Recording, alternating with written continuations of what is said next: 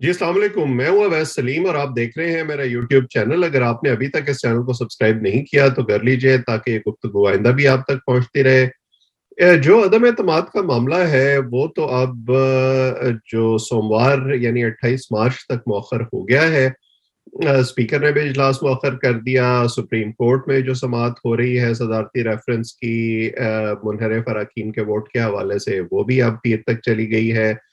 इस दौरान में अब क्या साराइयाँ जो हैं वो बहुत हो रही हैं। लोग ये अंदाज़ा लगा रहे हैं कि इमरान खान साहब बार-बार जब ये कहते हैं कि मेरे हाथ में तुर्क का पत्ता है, वो क्या है?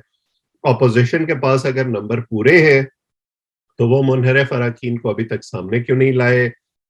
इत्तेहादियों ने अभी तक ऐलान क्यों नहीं किया है? दोनों तरफ से जो है वो इस वक़्त उनके हामी जो हैं वो इस चीज़ के मुख्तलिफ जवाज़ तराशने की कोशिश कर रहे हैं। हम क्योंकि इस वक़्त इमरान खान साहब की वज़ारत-ए-उज़्मा के दौर में हैं और वो क्रिकेट की इस्तिलाहें बहुत इस्तेमाल करते हैं, तो मैं उसी का सहारा ले लेता हूँ। 90 की दहाई में 80 और 90 की दहाई में जब इमरान खान साहब की क्रिकेट बड़ी पीक पर थी, तो एक इस्तिलाह बड़ी इस्तेमाल होती थी कि आपके सामने अगर कोई बड़ा टारगेट है या आपको अपनी मुखालिफ टीम के लिए बड़ा टारगेट सेट करना है, तो विकेटें हाथ में रख के खेलें। शुरू में आप भले आहिस्ता-आहिस्ता खेलें, लेकिन आखिर के ओवरों में विकेटें आपके हाथ में होनी चाहिए, तो फिर आप कोई भी टारगेट अचीव कर सकते हैं। इस वक़्त मुझे कुछ इसी तरह की सूरत-ए-हाल लगती है। ऑपोज़िशन की अगर हम बात करें तो ऑपोज़िशन जो है वो इस वक़्त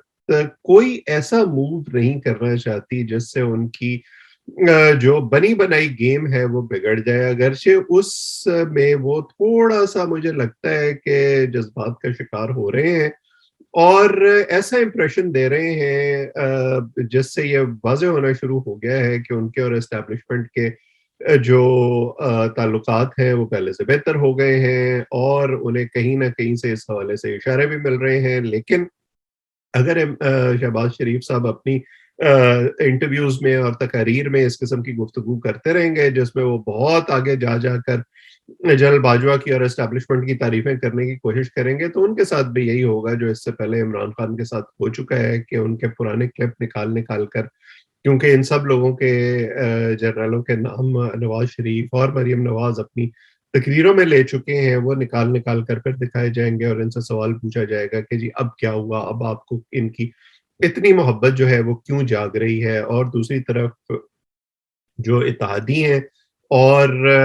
मुनहरिफ अरकान हैं, वो भी आखिरी वक़्त तक जो है वो विकेटें अपने हाथ में रखना चाहते हैं। वो पहले से कोई ऐसी कमिटमेंट नहीं देना चाहते जिससे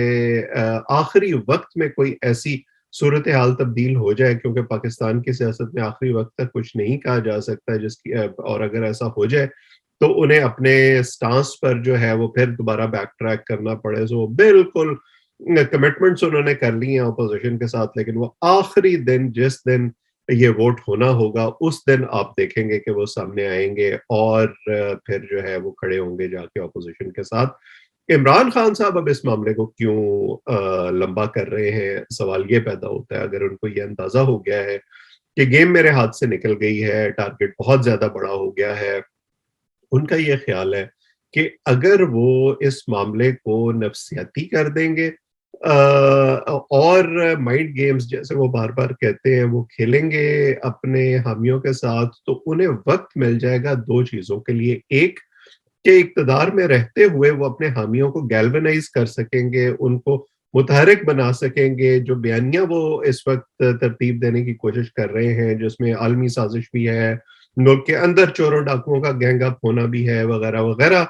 इस बयानिए को वो मज़ीद तक़वियत देंगे और जो महँगाई है या डिलिवरेंस की बातें हैं या बाकी चीज़ें हैं जिनका सवाल किसी भी हुकूमत से होता है इलेक्शन से पहले, वो उनका ख़्याल है कि पीछे रह जाएँगी। और जहाँ तक उनके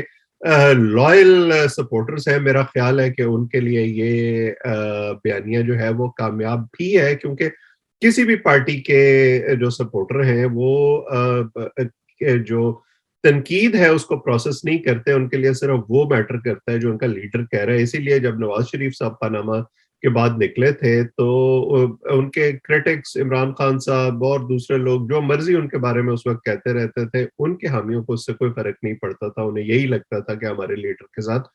زیادتی ہوئی ہے، اور یہی اب عمران خان صاحب جو ہیں وہ اپنے حامیوں کے ساتھ کرنا چاہتے ہیں، کیونکہ ان کے سامنے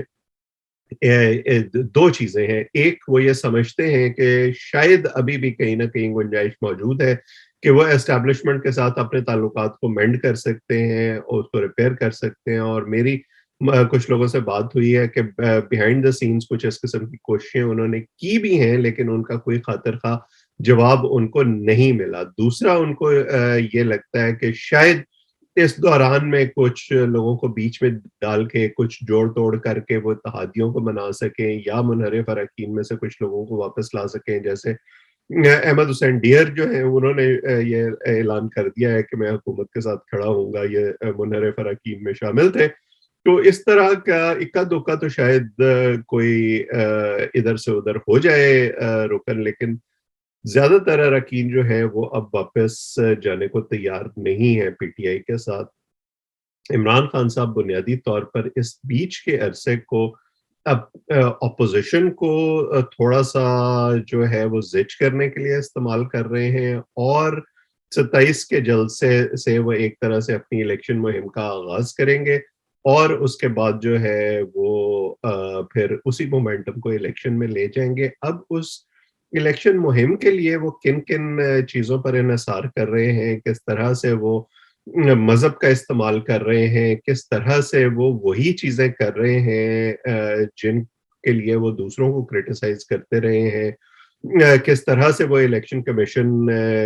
کے جو احکامات ہیں ان کی وائلیشن کر رہے ہیں، اور لوگوں کو یہ سبق دے رہے ہیں کہ قانون کی اور آئین کی پاسداری ہونی چاہیے، اور غریب کے لیے اور امیر کے لیے قانون علیحدہ علیحدہ نہیں ہونا چاہیے، وہ خود اس کو وائلیٹ کر رہے ہیں ایک طرح سے۔ اس پر میں ایک اور ویڈیو میں بات کروں گا۔ بہرحال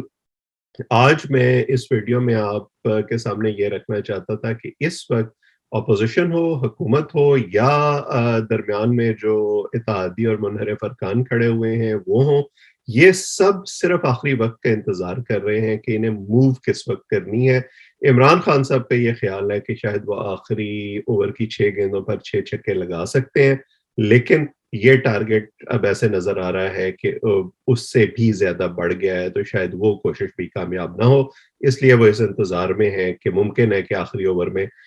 جو مخالف بولر ہے وہ کوئی نو بال کرے، یا کسی فیلڈر کے ہاتھ سے کیچ چھوٹ جائے تو گیم دوبارہ ان کے ہاتھ میں آ جائے۔ دیکھتے ہیں اگلے چند دن میں کیا ہوتا ہے، اس پر بات چیت بھی کرتے رہیں گے اور آپ کے سامنے لاتے رہیں گے۔